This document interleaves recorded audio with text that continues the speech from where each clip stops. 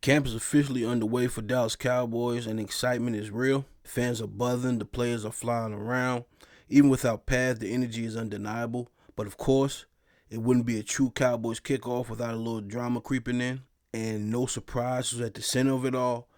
None other than Jerry Wayne Jones. While the team looks focused and enthusiastic, Jerry's already making headlines. Not for football, but for his usual circus of statements. This time, he's rubbed fans the wrong way by seemingly disrespecting one of our biggest stars, Michael Parsons, and once again, it seems tied to Jerry's favorite hobby, negotiating money and making himself the star of the show. What should have been a smooth, hype-filled start to camp now feels like there's a cloud hanging over it, and it begs the question we asked too many times, in my opinion. Is Jerry Jones holding the Cowboys back? Is he holding this team back? Has his master negotiator act finally run its course? The Cowboys haven't sniffed the Lombardi in almost 30 years, and the common denominator has always been Jerry. So, is it time to start ignoring the noise from the top? Is Jerry the real reason America's team can't get over the hump? We're going to go ahead and break it down, but before we begin, please do me a favor. Don't forget to like, share, and subscribe. Now, we're going to go ahead and jump right into it. We're going to be discussing what exactly my feelings are in regards to Jerry. And mind you, I had planned on doing this video prior, before he even made these statements, because this has always been an issue I've had with this team.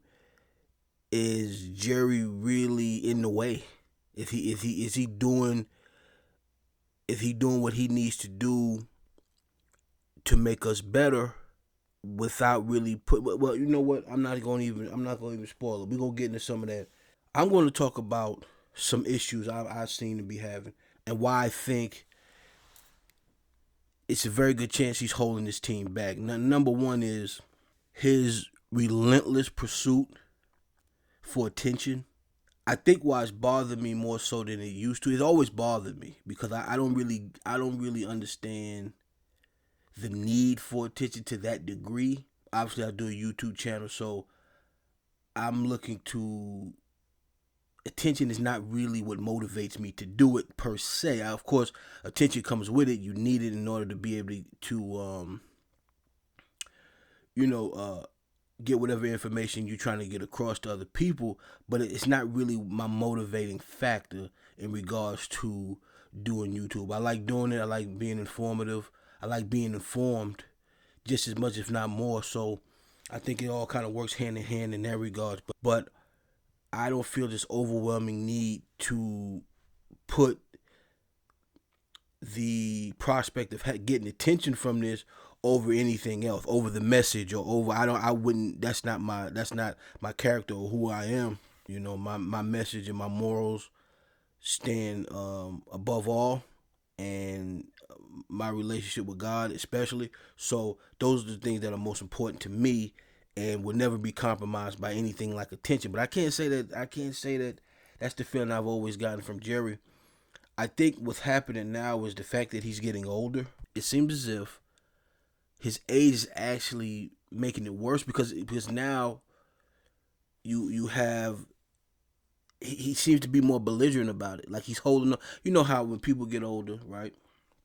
They tend to become more difficult because they're trying to hold on to something in other words, they're not capable, their capabilities. They become more frustrated and they become more frustrating.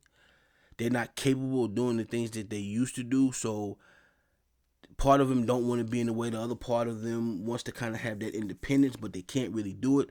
So they kind of dig in a little more. So they become more difficult in a way, which is the irony of it all, where they try to stay out the way, but really it's that they're in the way. They won't let you help them, so on and so forth.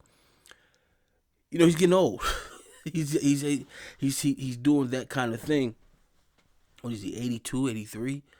So, you know, the team, his son is kind of seeing it. I mean, they're trying to alleviate as much pressure things, but it seems like when they do that, he just has so much energy going into one thing. Like, he made some comments about Michael Parsons that just wasn't necessary. But it's that need to show that, number one, he's always making the deal. He needs to show that he's smarter than the rest. He's trying so hard to show people that he's still capable aspects of negotiating, which when it comes to the people, I think he's getting more and more away from that because he can't oscillate between the business and the personal as quickly as he used to. So he kind of has to pick one. He's trying to do it both ways, but he can't. And he don't see it this way. But he's not really able to go back and forth the way he needs to kind of troubleshoot the deal. He kind of just has to deal with one. He's putting way too much emphasis on one. That one being the money aspect and not the team aspect. And again, because they've taken a lot more things, they've taken some things away from him. Even some of the GM duties they're trying, but you got this pseudo kind of GM there now. He's bored. I don't seem to be the only one who's having an issue with it. I think people are becoming a little less tolerant with it in general. It's kind of ran its course because, again, it's starting to wear people down. It's exacerbating. People are at the point now. It's like we've heard this shtick time and time again. We tired of excuses.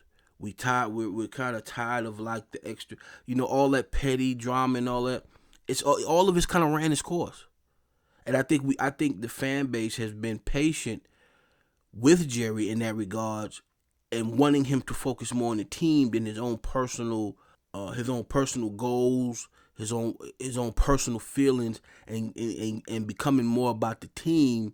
Leads to my next point, which is his decision making in general. He's making these decisions, and when we talk the draft, that's getting worse. I never thought he was the best decision maker as far as the draft is concerned. I do think, however, they've been so good at developing talent because that's an organizational thing. It's not Jerry that's developing the talent. It's the system, that he implemented. He didn't implement it. Gil Brandt implemented it, and he's using the system, pick people blindly, and as long as he puts them through their system and how they evaluate talent and how they develop talent, he could he knows how to get the best out of guys. So he kind of does. But I always thought his decision making. Listen, why is it the last safety we drafted, Roy Williams, which I didn't think was a good pick then. We got Ezekiel. I remember Jalen Ramsey was available that draft. Just the draft in general has not been the greatest for the Cowboys. It's just their development of the players is really where we excel. So imagine if we got proper players, the right players, and we still develop that talent. Imagine what kind of team we would have then. This is some of the issues that we're having. Because Jerry is more concerned about showing that he's smarter than everybody else, so he's going to pick a guy who's the most obscure guy who shouldn't be drafted in the first round, second, third round, and he's going to draft him in the first round. And it's worked out a couple of times. That's going to happen, especially when you're decent at developing talent. But should that be the staple? Should that be the way it's done on a regular basis? Should that be the standard? I don't think so.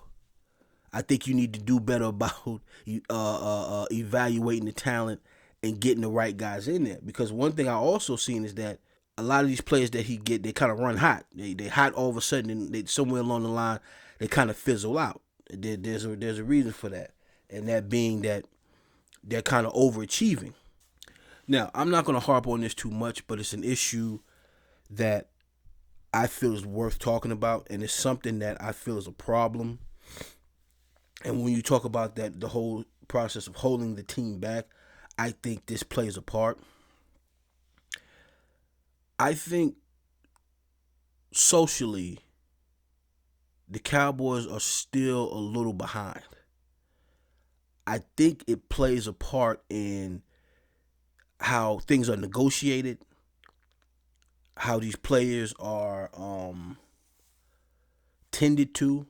Because people always talk about how good Jerry does by his old players. But he talking about players from back in the day. He talking about from the championship days. Of course, Jerry looks out for those guys. He loves those guys. Then you talking about Deion. He loves Deion, but Deion's one of the best players, the best defensive player, second best defensive player to ever touch the field. So of course he's gonna love these guys. They're winners, right? But how does he feel about the other guys? There's more of them than the winners. You know what I mean? By winners, I mean the Super Bowl winners. You're talking about, again, Deion, the best football player of all time.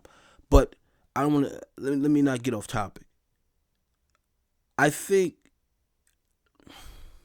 socially, he's a little inept. I think he has an old way of looking at things. I just give it to you straight. Why haven't we had a black coach yet? There were plenty of good candidates. I remember they brought in Flores. Now, I'm warming up to the idea of Schottenheimer. Really, because I have no other choice, and I like how I like his approach to the team. I do appreciate that.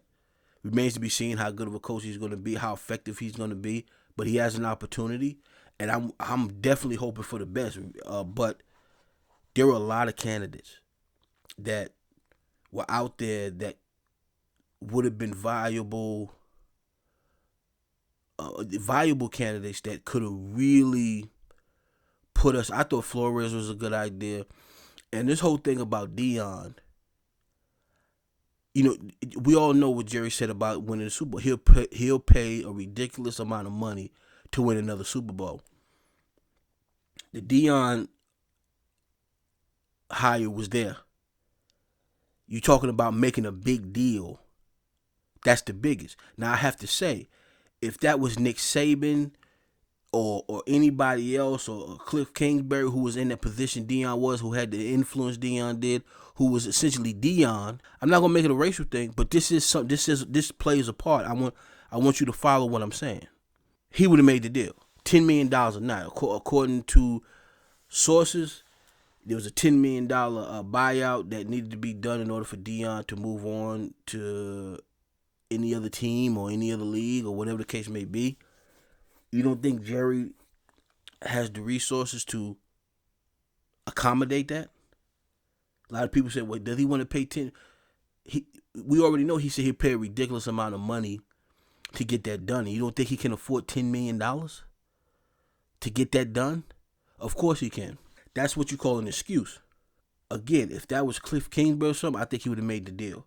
That's another aspect of the Cowboys being held back. I think his old way of thinking about things, I never agreed with his issues with the kneeling and all of that, but that's a whole nother subject that I'm not going to get into. I understand how people feel about that.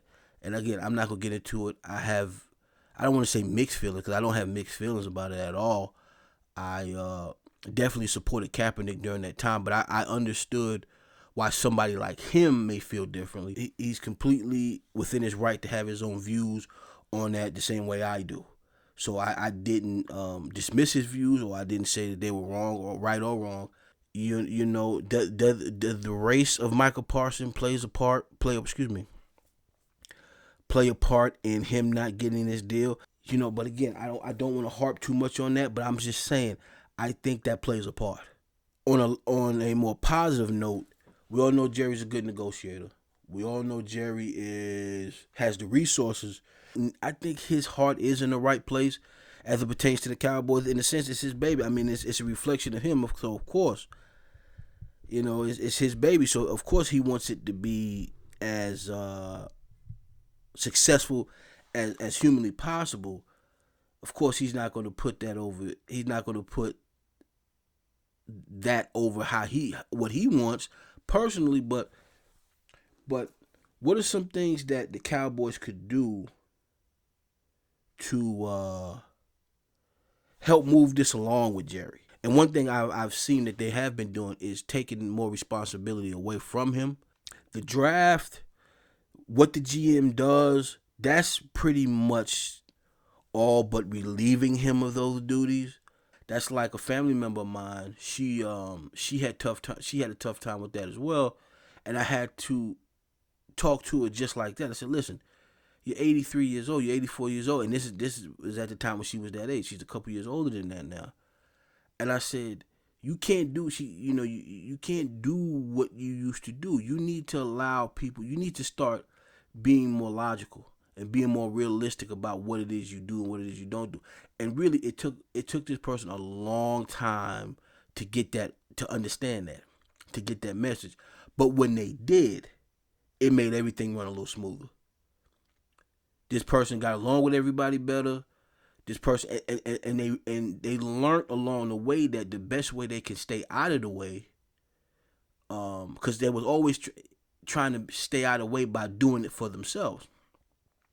But the best way they can stay out of the way is by being cooperative, right? And allowing people to do things for you. Will he do that?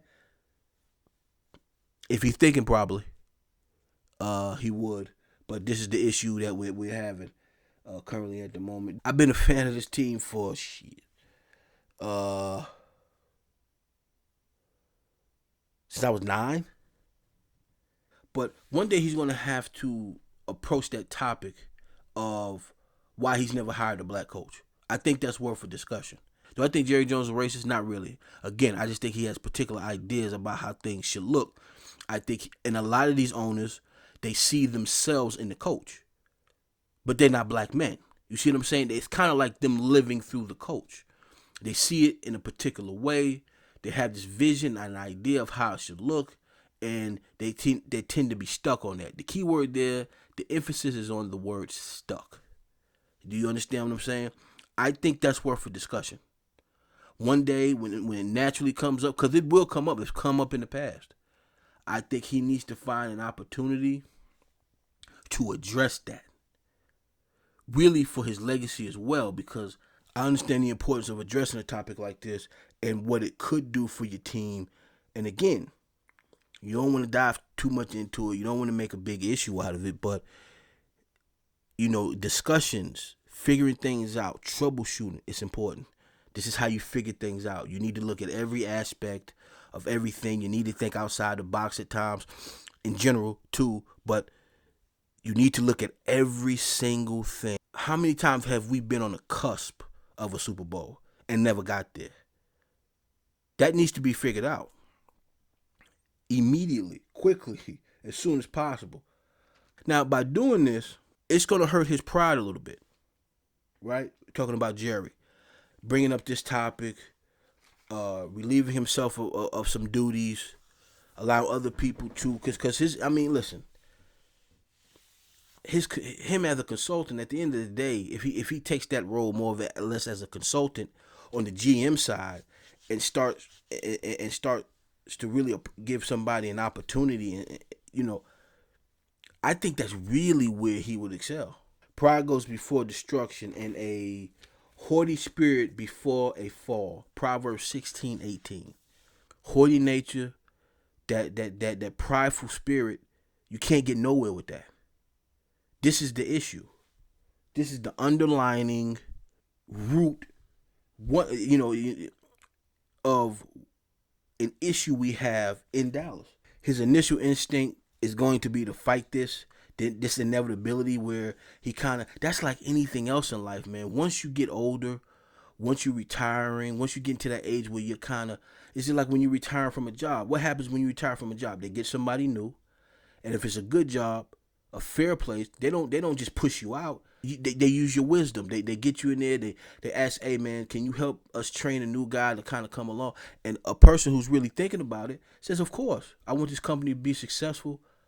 I'm going to do whatever I can to help make this company successful that's been so kind to me, and I'm retiring or whatever the case may be. Of course, I'll teach this young man. Now, there could be, I have a spot, and people think about me in this particular way. I don't want nobody to be as good as me. And look what that does. It hurts everybody involved. You got all this. Do you understand what I'm saying? It's selfish. Are you as smart as you think you are? Right? Do you know? Are you? Because if you are, you realize this is gonna happen at some particular point. Why not be prepared? Why not start to do it on my terms? Right? What are you holding on to? You got plenty of billions in the bank.